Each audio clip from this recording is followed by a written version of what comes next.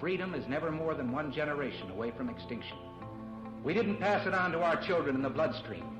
The only way they can inherit the freedom we have known is if we fight for it, protect it, defend it, and then hand it to them with the well-taught lessons of how they in their lifetime must do the same. And if you and I don't do this, then you and I may well spend our sunset years telling our children and our children's children what it once was like in America when men were free. Welcome back to the second hour of Gun Freedom Radio, where we engage, we educate, and we inform. We are sponsored by azfirearms.com, the biggest little gun shop in Arizona. And Cheryl, it keeps getting bigger. Yeah? Because, I mean, this week, we picked up 40 guns yesterday. We're picking up probably 100 guns a week. And they're just coming in the door, and it's just so great. Getting some nice old guns and another machine gun. Yeah. Legal machine gun, guys. Yeah. Legal. You know what? Legal machine gun. A lot of people don't know that word exists. Well, let's take a second and talk about that. Because a friend of mine just recently was saying, you know, I noticed on your site that you have both a full auto and a semi-auto version of the same kind of gun. And I said, yeah. And I wasn't sure what his question was, but he was like, how do you sell? Like, I don't know if he was asking, how do we as AZ Firearms own a full auto, or how do we sell a full auto? But I realized that there's been so much confusion in the news lately about whether an AR-15 is like a weapon of war. Like, people think it's full auto, right? And then other people think, well, there's all full autos have been completely outlawed, and neither one of those things are the truth. So help clarify that. Dan, the gunsmith owner of AZ Firearms. Well, I'll try to clarify it, but that's probably about a 7-hour conversation. True. There are certain not loopholes, but there's certain... Don't say the word loophole. No, I know what I said. The politicians love that word. I was thinking Leupold scope. Oh, sure you were. Yeah. That's what I was thinking of. Yeah. Okay, go with that. So anyway, in 1986, they pretty well banned any current manufacturer of machine guns for public use. So I'm a manufacturer. I can make a machine gun today, but I can only sell it to law enforcement departments. So that's kind of how it went. Back before 1986, I could make a machine gun and sell it to the public. So that's how the laws changed. But, you know, to a machine gun, let's think about it. First of all, that's a gun that when you pull the trigger, it will fire until you let off the trigger. Mm-hmm. It's not semi-full automatic. Mm-hmm. It's not single shot. It's full auto. Machine gun is when you pull the trigger, Mm-hmm. and until you let off the trigger, it will fire unless it empties first. Okay. Right. So to buy one of those machine guns, it had to be made before 1986. Okay. Had to have been registered by the federal government. Okay. So a gun that was made before 86 that wasn't registered today is worthless because it can get you 5 years in prison or more.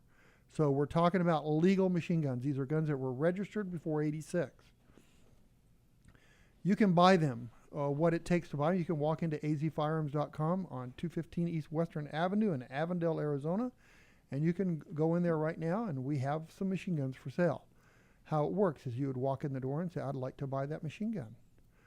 And let's keep in mind that the cheapest machine gun out there today is around $6,000. Mm-hmm. The cheapest. Mm-hmm. Most of them average $20,000, $30,000. Mm-hmm. But you want to buy the basic, let's say a Mac 10, you're going to pay about $6,500 for it, Mm-hmm. maybe $7,000. So you walk in and say, I want to buy this gun. And I say, okay. Have you ever bought a gun before? Yes, we have. So you pass the background check? Yes, we have. So, okay, so we're going to have you fill out these forms. Takes a few minutes. You're going to have to go get fingerprinted by the FBI. You know, you can go to the local police department. And then you're also going to have to get photo IDs that are current. Okay. So you're going to have to get a passport photo.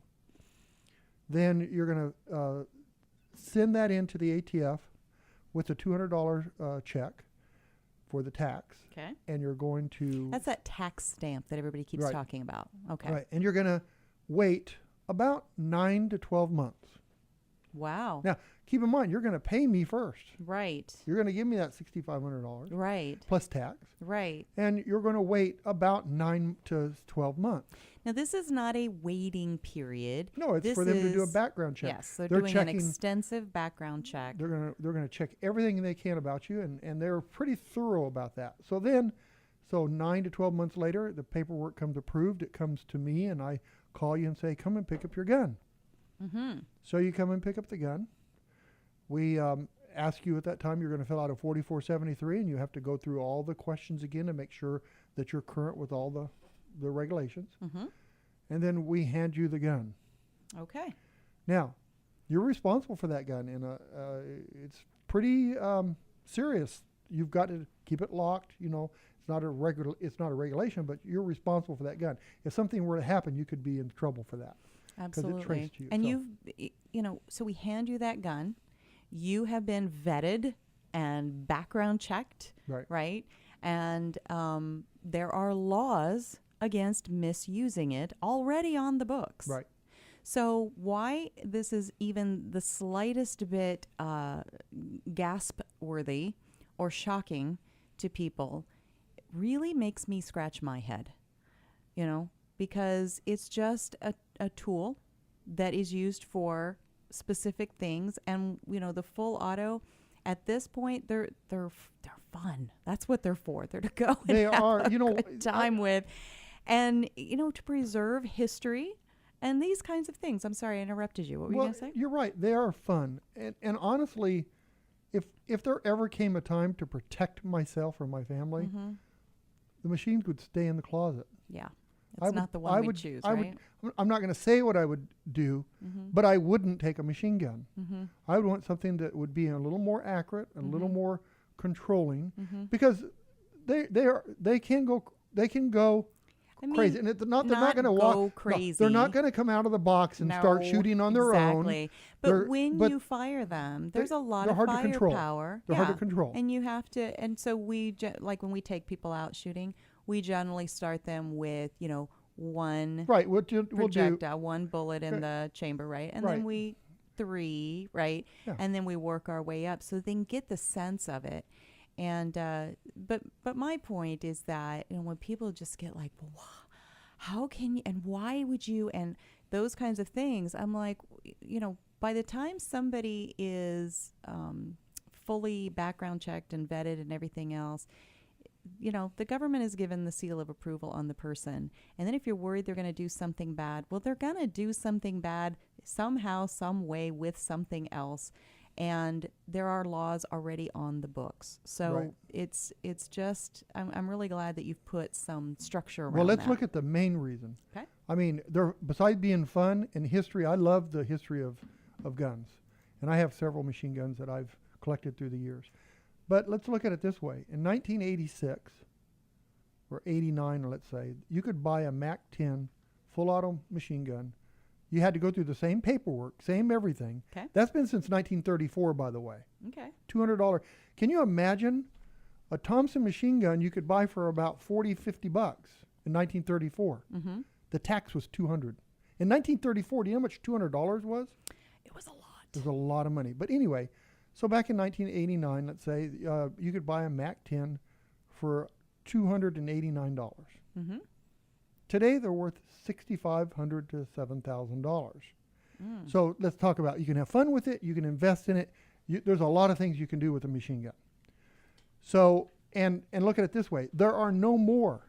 I can make machine guns all day long, but I can't sell them to the public and never can sell them to the public. So there are no more. So if I have some machine guns, if somebody wants to buy my machine guns, they're going to have to pay, Mm-hmm. because I'm not going to I can't get any more. Right. So they keep going up and up and up. So it's a great investment. They're a lot of fun. There's a lot of history in there. And I tell you, I get more enjoyment taking people out to shoot than I do shooting the guns myself. Mm-hmm. It's true. But you take, especially take somebody that's, a younger person that's never shot a gun before, and you go through that step process where you're very careful with them. You have somebody at their side, and you start them with a low round, low count magazine, and work their way up. You just see the light in their eyes. It's so much fun. And we've had several people that's never shot a gun before in their life, and they would shoot other guns first that day, but go to the machine gun and just want to stay with the machine gun the rest of the day. Mm-hmm. And another thing too, it's expensive to shoot a machine gun. Oh, yeah. Because why? Because ammunition's expensive. Right. I mean, I have some guns that cost $30 a round to shoot. I shouldn't have told you that, should I? Oh, I knew. Sometimes I let you think I don't That's know. $30. But trust me, boom, babe. boom, boom, boom, boom. That's, yeah. Oh my goodness. Well, you know what? I'm so glad that you, took that time and kind of broke that down a little bit, because there is so much confusion out there. And then you get this guy on the news who just his presence on the news gives him a sense or an air of authority that people would want to believe. And then he uses this ridiculous phrase that he shoots a couple of rounds out of a semi-automatic AR-15. And then he goes, okay, now I'm going to go full semi-auto, which there's no, quote me, there is no such thing. Oh, yes, there is. He just made it. Yeah, but there's really no such thing. Actually, don't quote me. Don't believe me. Go research it yourself. But you know what? There's this story I wanted to talk about real quick before we have to run to commercial. Here in Arizona, in the Tucson area, we've got, actually in different parts of the state, it's bear season, right? The bears are starting to come out of hibernation, and we've really got to start being aware as we go out hiking and enjoying our beautiful weather that, it's black bear season, and we really got to be careful about that. Barely makes the news. It's nice. But I was reading the article, and something struck me as kind of funny at the bottom of the article. Why don't you read that last sentence there, Dan? It says, bears are classified as big game animals in Arizona and are protected by state law. It is unlawful to feed wildlife, including bears, in Pima, Pinal, and Cochise counties. Violations can result in fines ranging from $300 in Pima and Pinal counties to $2,500 in Cochise County. So don't feed the bears, right? Right. But if you're out walking around. Right. I'm just walking around minding my own business. And one of these bears eats you. Oh, my gosh. So technically, could you get fined for having fed the bears? You could. So I'm just saying, just be careful, because you do not want to get fined for feeding the bears because one ate you. I've never seen a bear in the wild. You didn't even laugh at my joke. I liked your joke. I laughed inside for you. You laughed inside where it but really right, counts. So technically you could be fined. You give him your right arm. He eats it. Halt! Stop! You're feeding the bears. I don't know. Oh my gosh. gosh. They might not fine you for that. I bet they would. All right. If they did it'd barely be enough to worry about. But No, you here all week? no. I'm here all week. You didn't even laugh at mine. No, anyway, I'm it was moving funny. along. It's time for some commercials.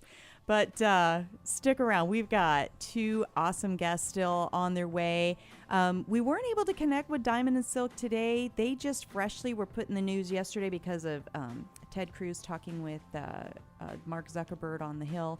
And I think they just got slammed with, they just got super busy. So we're going to try to get them back on. But on the other side of this break, we are going to be with author Liz Lazarus. So stick around.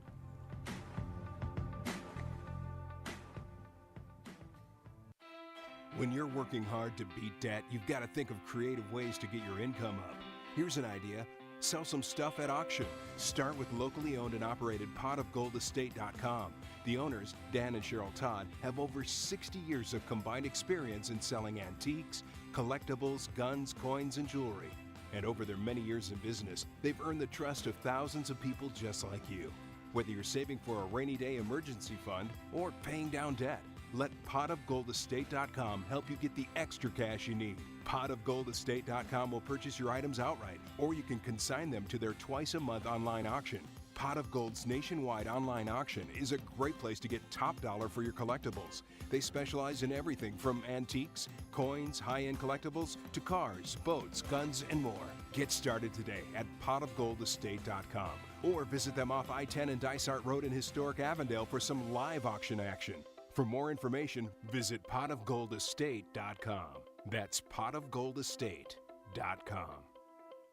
Hey ladies, Cheryl Todd here from azfirearms.com. Many of us ladies are taking the important step of becoming responsibly armed, but it can be an intimidating process. And with all the politics swirling, a first-time gun buyer, whether a guy or a lady, might feel uncertain about where to begin and who to trust. At azfirearms.com, we are a small, friendly, family-owned shop that specializes in first-time gun buyers. We are staffed with knowledgeable people who are ready to help answer all of your questions. My husband Dan and I pride ourselves on having a safe, no-pressure environment. Once you have decided on a purchase, azfirearms.com partners with professional firearms instructors who will train you to become a responsible, safe, prepared, and proficient gun owner. So ladies and gents, when you are looking for personalized service and a huge selection, come to azfirearms.com in Old Town Avondale off the I-10 and Dysart Road, or visit us on the web at azfirearms.com. Welcome back to Gun Freedom Radio, where we engage, we educate, and we inform. And Cheryl sometimes cracks a joke. And Danny fails to laugh at it. I'm going to remember that next time you tell your alphabet joke. Oh, that one. I can't tell that right now, can I? You better, because now everybody's wondering. I don't know how to say it right. It says, okay. No, I know all 25 letters. I forget why. Yeah. Something. All right, it's dad jokes. Never mind. Never mind. No more jokes on today's show. That's it. We're on joke probation. All right, at least Ed's laughing. Okay. It is funny. It's a dad joke, but it's funny. We are excited to bring on Liz Lazarus. She is the author of 2 now psychological legal thrillers, Free of Malice and the soon-to-be-released Plea for Justice. As I said, they are both psychological legal thrillers, and we are excited to talk with Liz today about the much-anticipated upcoming release date for Plea for Justice. Welcome to the show. Hey, thanks for having me. Oh, Miss Liz, thank you so much. I don't know if you could hear that nonsense, but... Oh, I loved it. I was like, can I laugh on radio? Or do I need to stay quiet? Goodness, craziness. We are a very serious show, so... Very, very. Yeah, clearly not. But we are seriously excited to talk with you and find out about your latest book. I'm sitting here in my hot little hands, your previous book, your first book, Free of Malice, and I cannot wait until I get to see the new one, Plea for Justice. So let's talk about that today. Yeah, absolutely. Where do you want to start? Well, I've got 2 children coming to the world, yes. Yeah, absolutely. So what inspired you to write the first book, and was it the Free of Malice? Did you feel like I'm going to write a series, like I'm going to just keep going, or did you think I just have this one book inside of me and I can't wait to get it out there? Yeah, it was the latter. I had the one book inside of me, which I had put off for years. I'd done everything else I could think of on my bucket list, and it just wouldn't leave me alone. So I finally said, okay, I'm going to write this thing. And it's fiction, but it was based on a real story, and that's what inspired it. I was in college at Georgia Tech, and a guy broke into my house in the middle of the night, tried to rape me. I was super lucky. I was able to fight him off. But afterward, I started to journal to kind of get it out of my system, not thinking I was writing a book. I was just journaling. And what really triggered the idea to write the book was I had said to my brother-in-law, if I'd owned a gun, I would have shot the guy when he was leaving. And he said, well, you know, the way you described it, he was retreating off your property. You would have shot him in the back. I don't think that would have been self-defense. And that's what really piqued my curiosity of, okay, where's that line between self-defense and vigilantism? Absolutely. So that's what sparked the book, never intending to write a second one. I was going to be one and done and get back to all the other things I was doing. So Free for Justice was really from reader feedback, yeah. Right, and, you know, when you were even writing Free of Malice, did you understand that it was going to become kind of an educational journey for your readers to be able to stop and go, well, now let me think about this a different way, and maybe prompt them to do some of their own research about, well, how is this in my state for self-defense and that sort of thing? I found it to be educational. So when I was learning things, that's what I was writing about. And I think it's one of the best compliments I've received is that the book is entertaining. It's a whodunit, but also educational. And first in the rules of self-defense, because I was naive. I thought I could shoot this guy in the back off my property and I'd be the hero, not realizing I'd be taken in, questioned, probably denied bond, be taken through a huge legal process, which the outcome really depended on how sympathetic was the jury and how good was my lawyer. And the other piece I learned about was I had a gun at the time. I'd gotten one not long after the attack. But when I stopped dating the guy that I bought it with, I stopped practicing. So I learned in my investigation for my character, as she learns to shoot, that I needed to kind of get back in practice. And that's when I joined the Well-Armed Women and really became a more responsible gun owner. Wow, that's so phenomenal. It was blessing in disguise for me to kind of step up my game in my gun ownership from doing the research for the book. Liz, welcome to the show. This is Dan. I just read the back of your book. I'm not much of a reader, as you can probably tell the way I talk. But I read the back of the book, and I have to read this book now. I'm going to read it because it said in here that as he was leaving, he said he was going to return. Mm-hmm. And then, so if I was a juror and I heard that and you shot at somebody in their back, I think I would say, well, he said he was coming back. Mm-hmm. You know, yeah, why shouldn't you be able to defend yourself? That's a great point. That is a great point. And it stirs a lot of debate when first people wondering who the bad guy is because there's a couple suspects. But also I've heard everything from you had every right to shoot him to, oh, no, you were absolutely in the wrong. So I think it spurs great debate on what are the rules, what are the laws, and more importantly, just to make people think about it before, God forbid, that situation happened to them. Absolutely. He said he was qualified. He did it. So and said he was coming back. So you would think that was a credible threat. Right. They could say, well, that was hearsay. Like it's a he said, or he can't say now because you shot him. Now I have to read the book. Where am I going to find time to do that? Oh, you're going to have to because you are going to then want to read Plea for Justice. And so is this a sequel? Is it standalone? Can you tell us about the plot? Like, what can you divulge to us? Sure. Well, so it's not a sequel. I kind of, once I'm done with the characters, I'm kind of done with them. So for Laura and Thomas in the first book, I was ready to put them to bed. Mm-hmm. And I wasn't going to write a second book. The first one was based on a true story, and that was just, a calling for me. But what changed my mind were the reviews. So many of the reviews said, can't wait for Liz's next book, which is a high compliment, not one I expected. Mm-hmm. So I started to think, well, what are the elements I like to write about? And I like thrillers. I like the criminal defense piece of it, the legal piece of it. I like a bit of gun education. I like a strong female protagonist. So as I started to put those elements together, the plot came to me pretty quickly. And being an engineer by background, I always do my outline. I color code my outline. It's a really methodical process for me. But the plot's about a paralegal named Jackie, and she's best friends with this guy named Aaron in high school. Mm-hmm. And he's kind of the cool jock, and she's the introverted geek, but they're friends on the down low. Mm-hmm. And after high school, he just drops her. No word, no explanation. Really hurts her feelings because he was her best friend.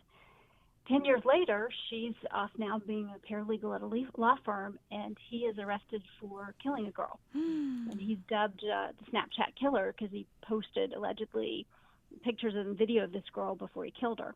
So Aaron is arrested. Instead of taking or going to trial, he takes a plea deal and is sent to prison and reaches out to Jackie from prison to help prove he's innocent. Ooh, and, or unlike is the he? First book, dun, dun, yeah, dun. exactly, right, dun, dun, dun. Like the first book, where it's told just from Laura's point of view, this one's told from Jackie's point of view, and also from me. Me's the killer, but you don't know if that's Aaron or if it's somebody else. Oh, wow. I've got goosebumps. I can't wait. Okay. So I also, from our conversations, understand that the main character, Jackie, she goes through the process of getting her carry permit. She selects her gun and her holster and goes through this training. And I just wonder, were you, taking personal notes as you were going through that same kind of journey? Or where did that come from? I absolutely was. It was such a win for me because as I was going through that process for myself personally, I was able to write about it. So I was to the point before I wrote this book where I had my gun at home, but I didn't carry. I wanted to. So I was going through the process where I took training. I chose which gun. Unlike the first book where I maybe chose between two, this one I did it the right way, and I tried out about 10 before I picked my SIG. So all the steps that I took with the gun and the holster and the classes and the training, I wrote about. So it was a real win for me that I got to write about it as I was doing it myself. So important, and I think encouraging to kind of give people at least a mental processing through it before they kind of dive in for themselves, because it can be overwhelming. Like, I don't know what gun, I don't know where even on my body I want to carry it, or do I want to off-body carry in my purse, all these different kinds of things. So I think that is really exciting that you included that. So this next question, I'm just kind of curious about. When we were at SHOT Show together in January, you mentioned there's a character named Todd, and since Todd's our last name, I my ears perked up, and I just wanted to ask you what's about this Todd guy? How did that happen? That is for you, so it wasn't a coincidence. No, that's for you and Dan. So exciting! Well, first disclaimer, I mean, nothing like either one of you. I just picked names from people that I like, admire, want to send a little tribute to. So this next book is just chock full of names of people that I wanted just to give a little nod to. So Todd is Aaron's stepfather in the book. So it's not a huge role, but it's just a little nod to you. It's very got some very other names kind. in there, Carrie That's and cool. Cam, and some other folks from the firearms world that I wanted to give a nod to. Oh, I love it. You're so sweet. Thank you. And we are almost out of time, but one thing is I want to tell folks that we're going to be joining with you and do like maybe a Facebook Live or some kind of a video later this month and do a giveaway of the new book. And so stay tuned for more details on that on our Facebook page, Gun Freedom Radio Facebook page. And before we have to run away, please tell people how they can follow your work, buy your books, and stay on top of the giveaway. Oh, absolutely. So my website is lizlazarus.com, so LIZLAZARUS.com. It's got links to both books. They are both on Amazon and Barnes & Noble, either ebook or paperback. And pre-orders are up for Plea for Justice. It won't launch till May 1st, but you can go ahead and get a pre-order copy even today. Awesome, which I'm going to do as soon as I get off the show today. So, Liz Lazarus, thank you so much for being on, and I look forward to our giveaway event coming up later this month. I do as well, and thank you guys for having me. Absolutely. Bye-bye now.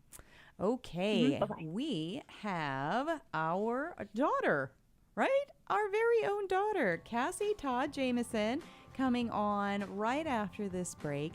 She is a contributor to Women's Outdoor News, and she wrote a blog about this legal age limit issue. Should it be 21? Should it be 18? What does a millennial think about all of that? Stick around.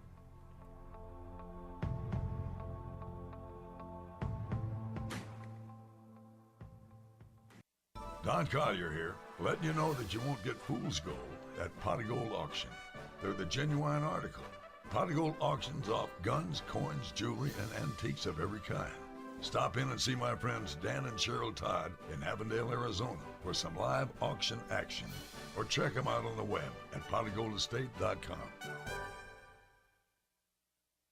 Hey everybody, this is Joey Rocket Shoes Dillon, world champion gunslinger and Hollywood gun coach. In the Westerns, there's always a good guy and a bad guy, and sometimes the ugly guy. And I always root for the good guy, which is why I'm here to tell you about the good folks over at azfirearms.com. They are straight shooters and always give you the best deal in town. azfirearms.com is the biggest little gun shop in Arizona and have something for every single gun enthusiast. Long guns, pistols, hunting, everything military, law enforcement, home protection, you name it. And when you've got some guns to sell or trade in and trade up, azfirearms.com are the folks to see. Geez, they bought a cannon once. They are family-owned and operated, friendly staff, courteous, totally reliable. azfirearms.com will give you the best value for your used guns. So stop in, see my friends Dan and Cheryl Todd at azfirearms.com in Old Town, Avondale, off the I-10 and Dysart Road, and tell them Joey Rocket Shoes Dillon sent you.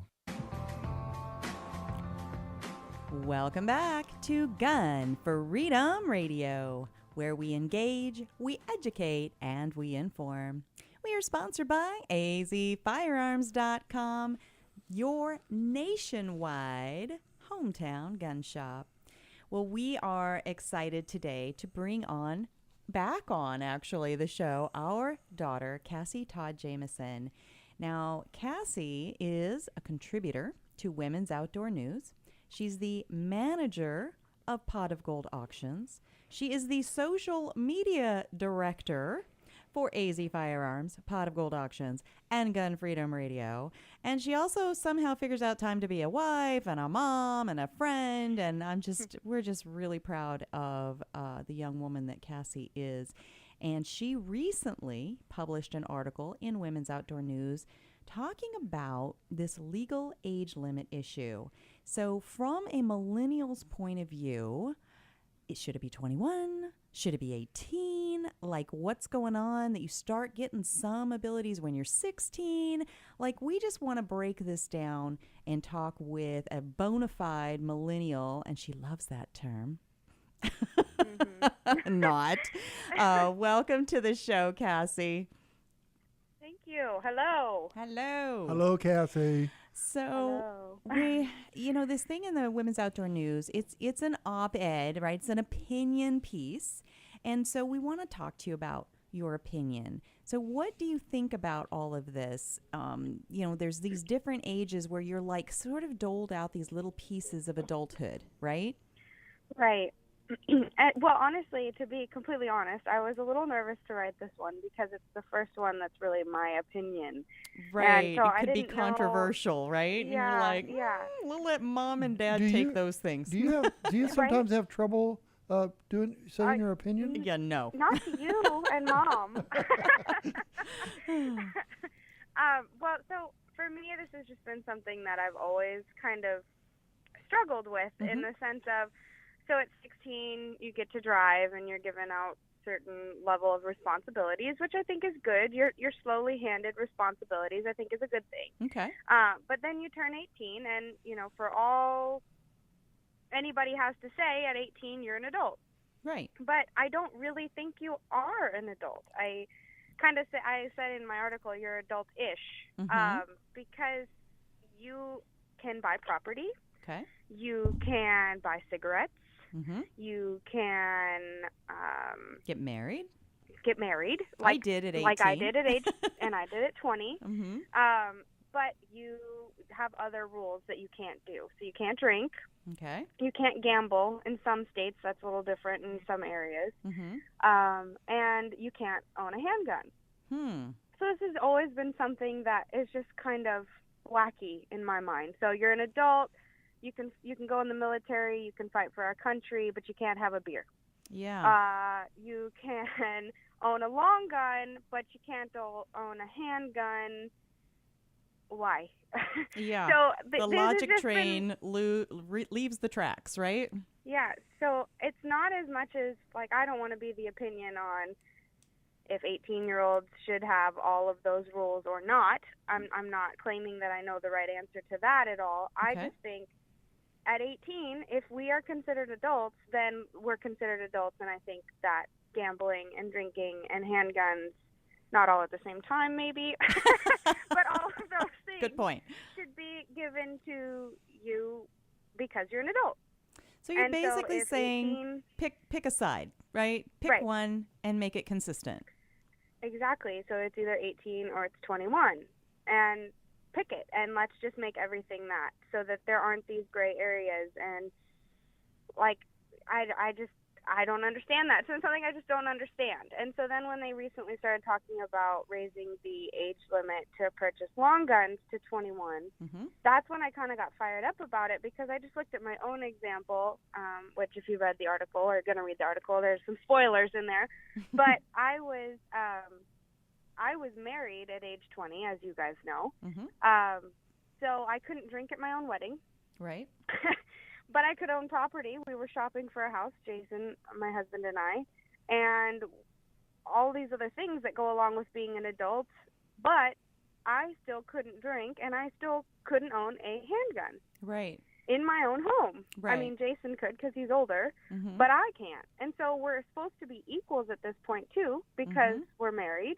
Good point. And then he has these responsibilities he's allowed. Right. And, he's not your guardian. He's your husband. Right. Exactly. So I've got these, I'm not fully an adult yet in the eyes of the government, but I'm... Yeah, and you own property, but so if they change the age to 21 and we go, okay, let's be consistent, it's all 21. So, but you've already bought your property before they change the rule. You can't defend your own property with a firearm because there's this randomness, right? And you cannot protect yourself. Right. Until you're 21. Right. What are you supposed to be doing the rest of that time? They're going to start supplying law enforcement officers to everybody under 21. Yeah. Yeah. Probably not. So I'm sorry I jumped right in there and got you off your train of thought, but your article is so well written, and it's in the Women's Outdoor News, which is women'soutdoornews.com, and you can just search it by Cassie's name. Or The Flame, which is really, it's my column. What do you... And I've taken over your last two articles, so what's up with that? I know, I don't know if Hey, both of you, stop it, right? Calm down. Calm down. Family fight. No, I don't know if I feel like you're hijacking my site, or if I'm like, no, it's, I love painting this fence, Cassie, so here, you keep on writing. Well, the last one was supposed to be together. We were supposed to write it together. And then I wrote my part, and you're like, oh, no, it's good.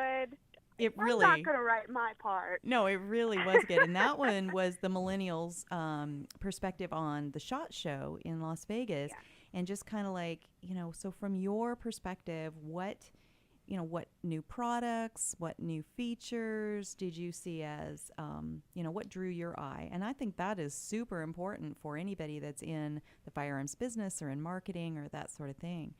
But so you're not willing, getting back to the millennials' take on age limits and being considered an adult, you're not willing yet to go out on a limb and say, if it was Cassie Todd Jameson's world, I would say... And that's really hard, because I think that it's going to be hard to land on a number if we're going to land on a number, because I went to high school. I was in school with 18-year-olds and 17-year-olds and 16-year-olds, and I had friends that were more mature or less mature. And I really do think it comes down to each individual, but I also think it comes down to we have to pick the number, and the number needs to be consistent, because there's all these things that allow you to do certain things based off of a number. But then there's this little number that's lingering out there that gives you more responsibilities. And I just think it's bizarre. And we all know people of every age that is, maybe not mature enough or shouldn't have a firearm, or, they can't handle the responsibility of owning a home and raising a family. Like, we can point to, so how would we ever pick an age and feel like this is the perfect time to give somebody all of their God-given rights? Well, I'm going to agree with Cassie on this one. And I think that anytime when the government says this is where you have your rights, this, let's say it's 18, if that's it, there is no 18 but some 21. It's one or the other, and let's stick with that, because that's when you're held accountable. Yeah. When you're 18 years old. And I think 18 kind of has to be the number, just because that is about the age people graduate from high school and are supposed to leave the nest and go and be adults. And you can't go leave the nest if you can't buy property, and you can't go leave the nest if you're not an adult. So I think if we made it 21, it almost puts people in that I'm a child category for too long, that they don't have those, like, the time period where they become an adult. Maybe the number's 20. I don't know. I mean, I don't want to pick the number. I'm not an elected official or anything like that. But I just think it needs to be consistent. But you know what you are? It's confusing. Cassie, you know what you are? You're an 18-year-old voter. So you do have say. And if you can, whatever age you can vote at is when you have the responsibility. And in my opinion, that's when all your responsibilities are there. There should be nothing that you couldn't have at 18 that you can have when you're 21. That's one of the points I talk about in the article that I forgot earlier. But I think that's a great point, and you can do a lot of damage with your ability to vote or not vote. It's important to vote and get educated with that. And so there's a lot to be said, and I think it's just the conversation that needs to be had. Not should the long gun law go up to 21. I think the conversation should be at what age are we adults, where we get all the repercussions of being an adult and all of the great responsibilities of being an adult and the benefits of being an adult. So I just think that's the conversation that people should be having.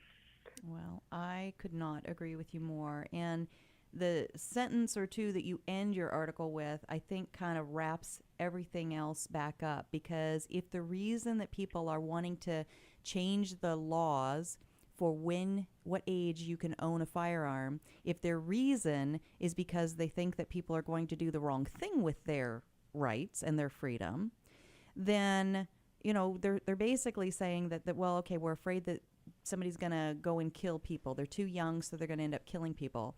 And I don't want to steal your thunder, but you're basically saying, well, murder is still illegal, so we've covered that, right? Right. No matter what tool or weapon you decide to use to murder, the bottom line is it's still illegal to murder people. Amen. And so, just enforce the laws that we have on the books already. Right. But consistency is the key. Correct. Right. Well, thank you so much. I know that we usually get to have you in the studio when we bring you on, but things are so fortunately busy at the shop. Correct. So just tell people real quick before we have to run, with all the different hats you wear, social media director, manager of the auction house, how do people follow the work that you do? So first of all, you've talked about it a little bit through the show, but azfirearms.com. Our gun shop. You can find us on most social media handles at azfirearms, or just azfirearms, sorry. And then potofgoldestate.com for the auctions. And you can find us at Pot of Gold Auctions or POG Auctions, depending on the platform you're using. And our next auction is April 17th. Our auctions are the first and third Tuesday of the month. We always have antiques, jewelry, coins, firearms, and everything in between. And then, of course, Gun Freedom Radio. Follow us on Instagram and Twitter and Facebook. Fantastic. And find her articles that I think there's going to be many, many more of on Women's Outdoor News. .com. And they're on Instagram, Facebook, and Twitter, and women'soutdoornews.com. Fantastic. Well, thank you so much, Cassie. We really appreciate you carving out a little bit of time, because this is an important topic and one that deserves people to at least engage their mind in considering the consistency angle. So appreciate it. Very proud of you. See you later. Bye-bye. Thanks for having me on. Love you guys. Love you too. Bye. Bye. Okay, well, stick around, because on the other side of this commercial break, we have not only a Responsibly Armed Citizen Report, we have Dan's commentary. Not a rant. Kind of rant. Not a rant. Kind of rant. Not a rant. Little rant. Commentary. Rant.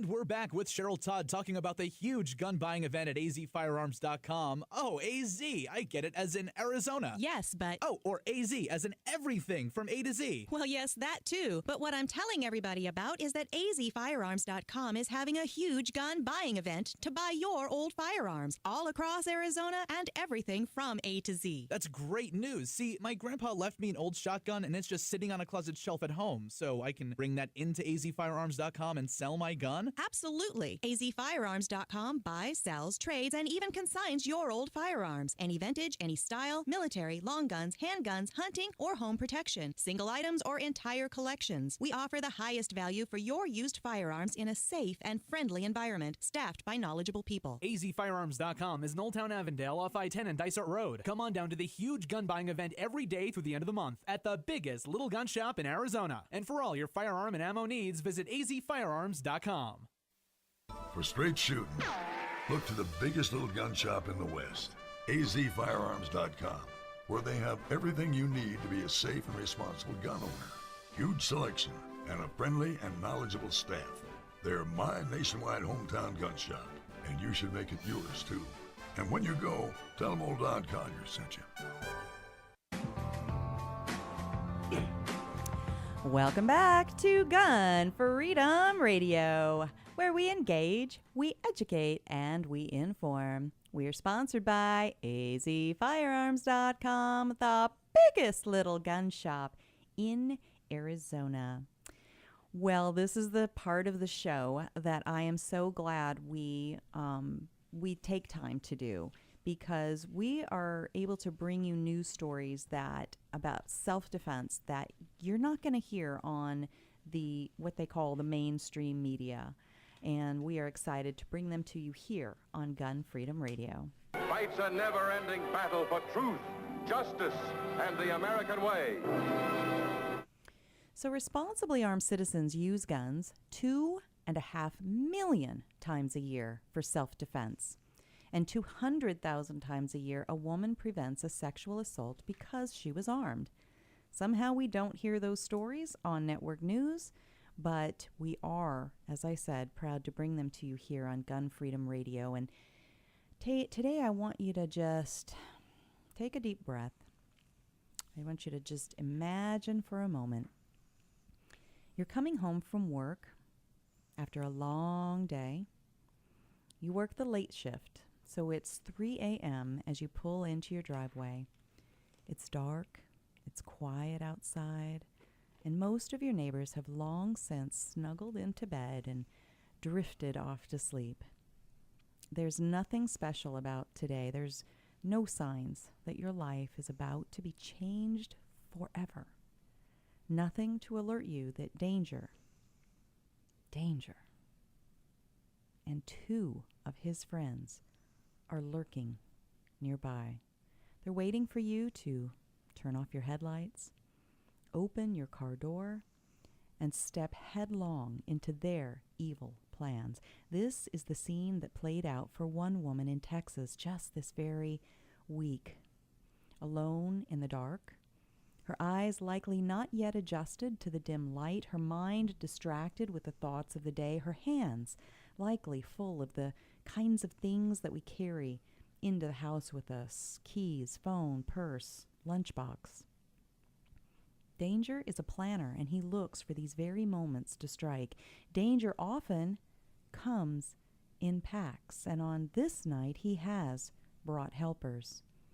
When people say that we should just call the police if we have an emergency, clearly have never come face to face with the immediacy of danger's attacks. And thankfully, this woman was savvy enough to know that she is her own first responder and was able to ward off 3 masked men in the middle of the night to save her own life and that of her elderly mother's, because she is a responsibly armed citizen. People in a southwest Houston neighborhood are on high alert after one of their neighbors was attacked and beaten outside of her home. They also robbed her and left her with a broken jaw. Channel 2's Kathy Hernandez joins us live from the home on Montverde and Ainsworth Drive with concerns from neighbors. Kathy? Good morning. Police tell us the 3 men involved are still on the run this morning after they ambushed the woman right here in her own driveway. Her family now too scared to talk to our cameras. Police had said earlier they didn't believe it was a random crime. Still, longtime residents are worried.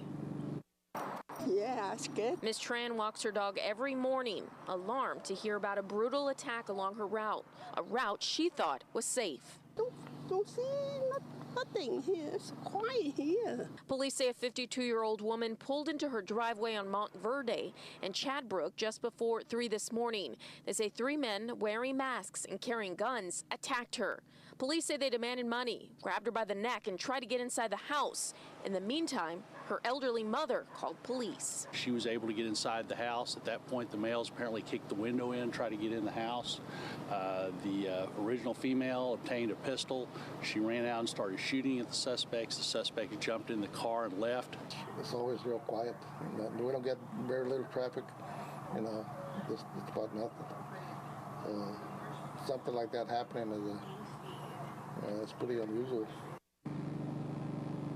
And that man didn't want to show his face since the 3 men are still on the loose this morning. Police say they didn't know if any of those men had been shot. As for the woman, she had a broken jaw and she went to the hospital and is expected to be okay. If you know anything about this violent crime, please call Crime Stoppers. Reporting live in Southwest Houston, Kathy Hernandez, KPRC, Channel 2 News. But they called the police. Why weren't they there? Well, I love the police, yes. and we need them, and Yes. I think they do a great job.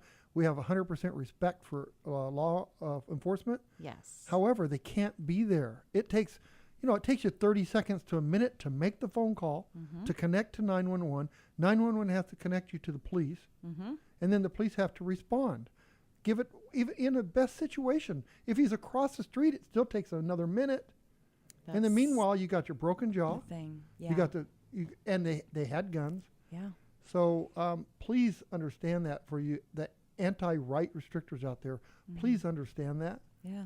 We have a right to protect ourselves. We do. It's about being an immediate responder, right? We respond in the immediacy, and then the first responders follow from there to help save and protect lives. That's so, so important. Well, what else is important is we need to... What else? Yeah, that's what our granddaughter says. We want to hear from Dan about his commentary. Tell you something you already know. The world ain't all sunshine and rainbows. It's a very mean and nasty place, and I don't care how tough you are, it will beat you to your knees and keep you there permanently if you let it. I'm going to use our theme today, arrogance and intelligence, and reference some of the city leaders in Tucson as one or the other. Don't normally like to call names, so I'm not. I'm just going to say one or the other. Okay. The City of Tucson council members have violated state statutes by destroying seized firearms. According to an article from KTAR on April 10th, 2018, 4,820 firearms were destroyed by the direction of the city council in Tucson. Do the math. 4,820 guns, average of $250 a piece, and you get $1,205,000. Whoa. Okay? So that is a hunk of money right there. Also, by violating the same state statutes, the city could be fined thousands and thousands of dollars. Wow. The mayor, Jonathan Rothschild, said, and I quote, "The revenue we would receive from these sales does not outweigh the risk of putting those weapons back into the street." He also goes on by saying several states and a number of cities are allowed to lawfully destroy firearms that have been lawfully forfeited as a result of a crime, and that public policy makes so much more sense than Arizona's, unquote. So because others can do it, yeah. So that means I could open a casino in Arizona, right? I could. Okay. Because you could do it in another state. Right. Right. So whatever happened to that if your friend jumped off a right. So just because bridge, would you too? They are city council members. They have the power to change the laws, but change the law, don't break the law. Yeah. So let's hold our leaders accountable and make them follow the law like they expect us to do. Whoa. You and James. Yeah. He's He's mad right now. Is he mad? This really wasn't a commentary. This was a rant. I noticed that. He didn't seem calm at all. I'm not calm because it's not right. I mean, you think about city council. Oh, you've got something in the front of your store and you have to remove that or we're going to fine you $1 million. Mm-hmm. But then yet they can break a law that's a state law that they reside under. And because other states do it, it's okay. It's like, I don't know if this is a phrase or anything. I'd have like to arrogance. go and Google it. It is arrogance, but I'm also thinking it's like the economy of tyranny. Like they can just decide something that affects people financially and just go with it. And we are still obligated as taxpayers to just continue to follow their rules, and they don't even have to follow the rules. And as I understand, Tucson has some financial problems right now. Yes, they're in really difficult $1 million financial situation. $1 million they threw in the garbage. Just garbage. I'm hearing you. Garbage? Did you say garbage? I said trash. Garbage. Well, when you break it down, I mean, and that's an average of $250. Right. Some of those guns may only have been worth $100, but I'm sure there were several that could be in the thousands.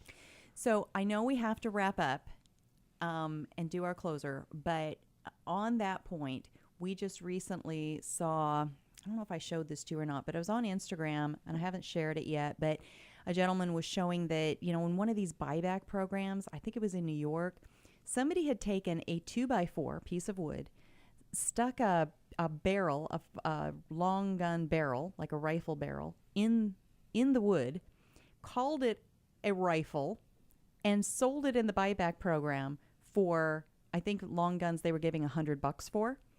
And so this is the idiocy of some of this kind of misuse of taxpayer dollars, buying back this firearm that's a 2x4 with a rifle barrel stuck in it. And my friend that posted it said, yeah, I if I was that guy, I would then take the money and I would donate it to the Second Amendment Foundation or the NRA. Or buy another gun. But, I'm wondering, that 2x4, you stopped me at that. Did the 2x4 have the warning from the state of California that it could cause cancer? Because if it didn't, it's illegal right there. That's probably there's so many regulations broken right there. Okay, we got to go. Until next time. First, I want to thank our guests.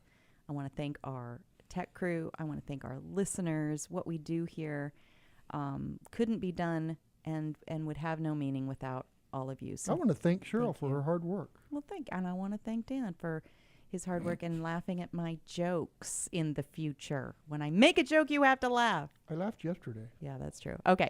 Until next time, pray for our nation. Pray for our leaders. All of them? Yeah, all of them. Even the ones you don't like. Okay. Especially the ones I can pray to give them guidance. Okay. Guidance. Just pray, we need to, pray for them. Okay. And be good to each other. Have a great week, and God bless. Our founding fathers here in this country brought about the only true revolution that has ever taken place in man's history. Every other revolution simply exchanged one set of rulers for another set of rulers. But only here did that little band of men so advanced beyond their time that the world has never seen their like since evolve the idea that you and I have within ourselves the God-given right and the ability to determine our own destiny. But freedom is never more than one generation away from extinction. We didn't pass it on to our children in the bloodstream. The only way they can inherit the freedom we have known is if we fight for it, protect it, defend it, and then hand it to them with the well-taught lessons of how they in their lifetime must do the same. And if you and I don't do this, then you and I may well spend our sunset years telling our children and our children's children what it once was like in America when men were free.